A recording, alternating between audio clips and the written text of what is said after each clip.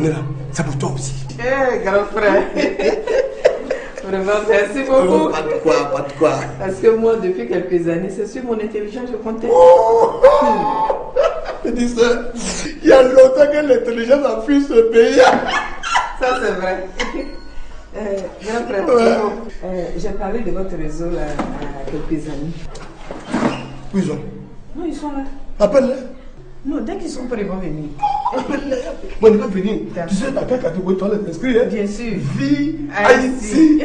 Very important candidate. If you go and go. Eh, grand frère, vraiment, c'est comme toi. Moi, je ne comprends rien de tout ce que tu veux de me dire. Et puis, je ne crois même pas. Comment l'homme que moi-même je connais, comment monsieur Ablata, qui n'est même pas capable de faire du mal à une mouche, a plus forte raison gifler quelqu'un. Non, moi, je ne crois pas. Ou bien quelque chose de grave s'est passé là-bas, et puis nous, on ne sait pas. Mais moi-même, c'est ce que je viens de dire à ta femme. C'est ce que j'ai dit à madame.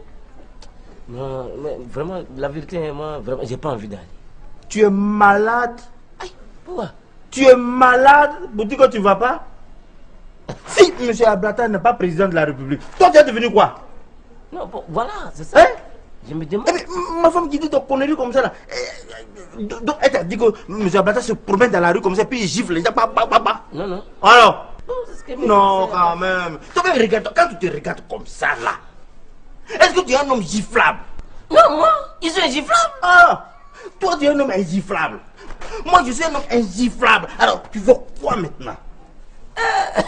Ça peur. Ouais. Bon, donc on va y aller. Ah, Mr. Zapata. non, pas Zapata. Zapatwing. Zapatwing. Oh yeah, amigo.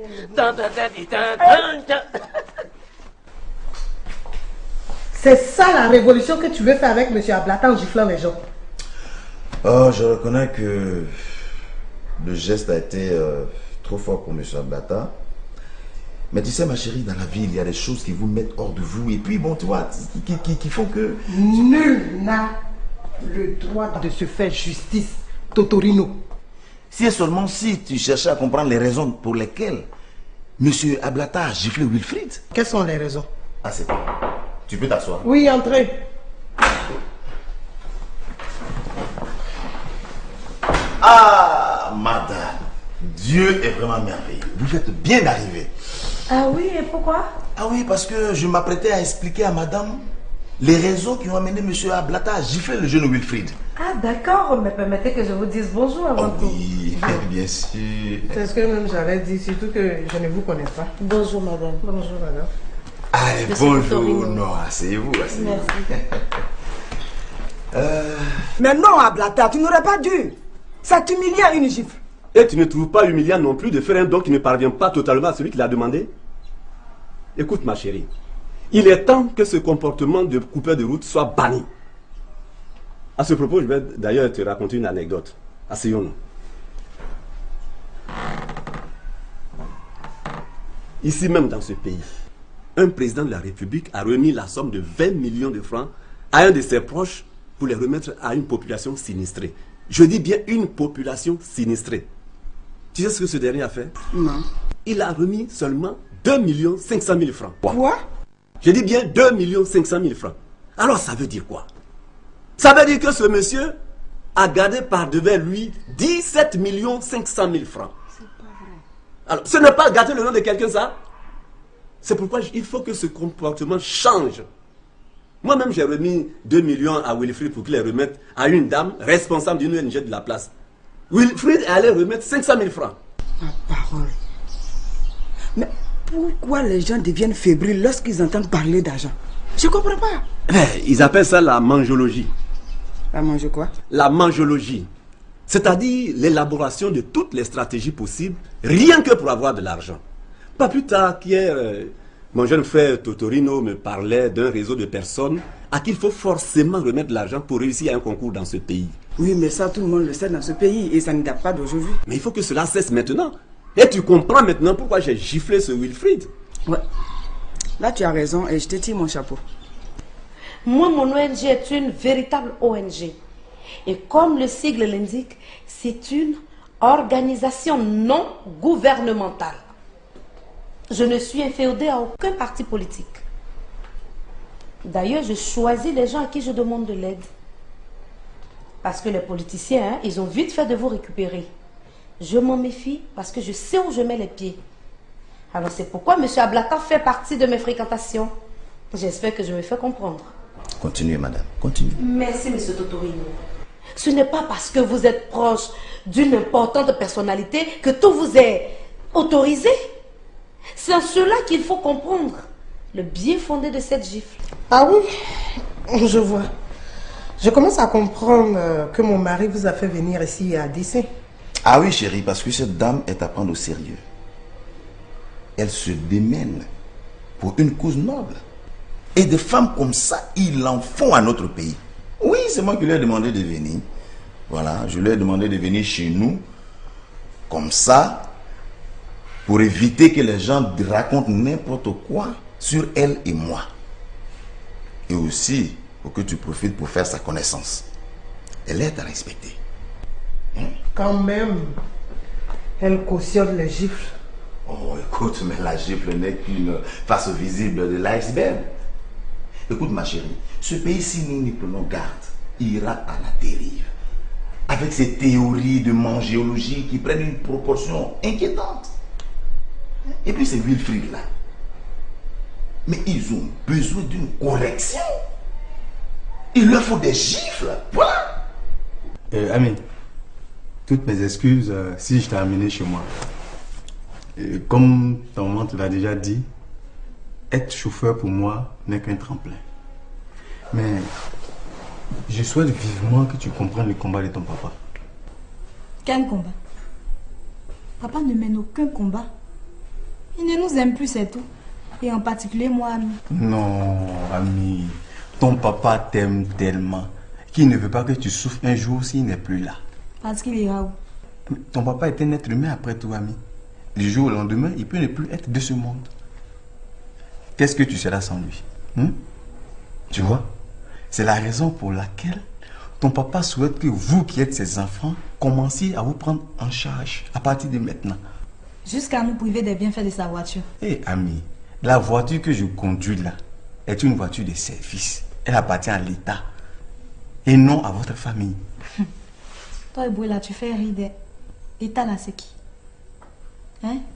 L'État là, c'est toi. C'est moi. C'est tout le monde. Et puis, tiens-toi bien. Il y en a plein qu'on fait pire sur le dos de l'État ici. Mais ils sont là. Qui leur dit quoi? Mais justement, ton papa a une autre vision des choses.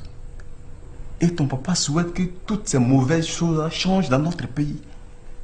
Et je sais qu'il va y arriver. Oh oui, j'ai foi. J'ai foi qu'il réussira parce qu'il n'est pas seul dans cette lutte. Parce que toi, tu es avec lui. Eh oui.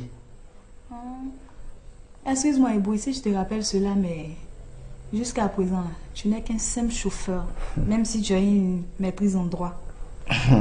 Ami.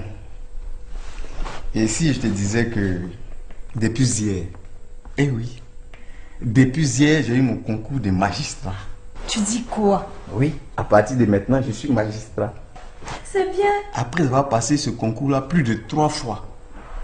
Et ma petite, ça c'est l'une des plaies de notre pays. Pour réussir à un concours, il faut d'abord donner de l'argent. Mais tiens, pourquoi dans ce pays-là, toujours pour réussir un concours, il faut donner de l'argent? Ah, c'est ça la grande question. C'est ça la grande question. Mais si les choses ne changent pas dans notre pays, premièrement, d'ici 10 ans, ce sont les plus riches, sinon les enfants des plus riches qui seront les seuls travailleurs de ce pays. Deuxièmement, ce sont des irresponsables, je dis bien irresponsables et analphabètes qui seront nommés à des postes de responsabilité.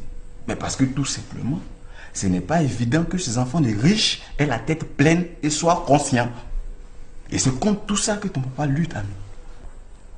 Mais ça, il fallait qu'il me le dise de vive voix. Tu ne comprends pas ton papa, Ami. Aujourd'hui, M. Totorino, ton père, il a économisé assez d'argent. Il s'est acheté sa propre voiture. Ah bon? Et tiens-toi bien, désormais, c'est avec cette voiture-là que je vais vous déposer à l'école. Mais c'est bien. Je trouve ça génial. Bon, écoute, ami, maintenant que... Enfin, je veux te dire que je t'ai juste amené chez moi pour t'expliquer tous ces faits-là. Hein? Et maintenant qu'on se comprend, je crois que je vais te raccompagner. Eh bon, merci. Ce que tu viens de me dire tout à l'heure m'a fortement édifié. Vous êtes d'accord avec moi que tout ce dont vous avez parlé ne date pas d'aujourd'hui? Ne vous résignez pas, Madame Totorino.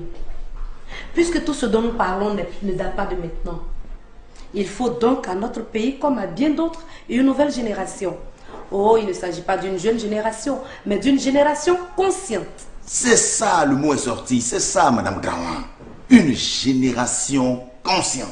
Une génération qui comprenne que ce pays-là est nôtre. Une génération qui travaille avec sérieux et abnégation. Une génération qui s'écarte du chemin de la théorie et de la pratique de la mangiologie. Vaste programme, hein? Mais pas impossible le programme, Madame Totorino. Si d'autres pays l'ont réussi, pourquoi pas nous? Il faut simplement pour cela que tous nous ayons un peu de bon sens. S'il ne tenait qu'à moi, il y a longtemps que tout le monde serait mis au pas. Mon mari peut en témoigner. Depuis qu'il a demandé de ne plus utiliser la voiture de service pour accompagner les enfants à l'école, moi je l'ai compris. Mieux, j'ai exécuté ses ordres. Monsieur Totorino, je vois que madame est de cette génération consciente. Mais ma voix est tellement faible qu'elle est incapable d'atteindre et de changer des consciences. Si seulement elle existe encore chez nous, la conscience. Madame Totorino, pour quelqu'un qui n'aime pas les gifles, ce que vous venez de dire est plus qu'une gifle. Ah bon? Oh, ce n'est pas bien grave. Juste pour dire que les gifles, il en faut, et de tous les genres. Ce n'est que de cette façon-là que les uns et les autres prendront véritablement conscience. Ok, je vous laisse. Il faut que j'aille chercher ma fille à l'école. Ah, voilà la petite. Ok, à tout à l'heure. Ouais.